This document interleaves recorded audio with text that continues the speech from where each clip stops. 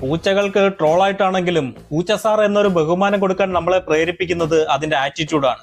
പൂച്ചകൾ എന്തുകൊണ്ട് മനുഷ്യനോട് വിധേയത്വം കാണിക്കുന്നില്ല? പൂച്ചകൾ ഒരിക്കലും മനുഷ്യനെ അതിന്റെ യജമാനനായി കാണുന്നില്ല. അതിന്റെ സോഷ്യൽ സർക്കിളിലുള്ള അല്ലെങ്കിൽ അതിന്റെ ടെറിട്ടറിയിൽ ജീവിക്കുന്ന, കാണാൻ അല്പം വ്യത്യാസമുള്ള, വേട്ടയാടാൻ കഴിവില്ലാത്ത ഒരു മണ്ടനായ പൂച്ചയോ അല്ലെങ്കിൽ ഒരു സഹജീവിയോ ആയിട്ടാണ് പൂച്ചകൾ നമ്മളെ കാണുന്നത്. കൂടാതെ അവരുടെ വിനോദത്തിനുള്ള ഒരു ഉപാധിയായിട്ടും അവർക്ക് ഫുഡ് പ്രൊവൈഡ് ചെയ്യുന്ന ഒരു സോഴ്സ് ആയിട്ടും പൂച്ചകൾ മനുഷ്യരെ കാണുന്നു. നമ്മൾ വീട്ടിൽ വളർത്തുന്ന പൂച്ച രാവിലെ നമ്മളെ ഉണർത്തുകയാണെങ്കിൽ അത് നമ്മളോട് വേട്ടയാടാൻ സമയമായി എന്ന് പറയുകയാണ്. നമ്മൾ വീട്ടിൽ നിന്ന് പുറത്തേക്ക് പോകുമ്പോൾ നമ്മൾ വേട്ടയ്ക്കായിട്ട് പോയിരിക്കുകയാണ് എന്നാണ് ഈ പൂച്ച വിചാരിക്കുന്നത്.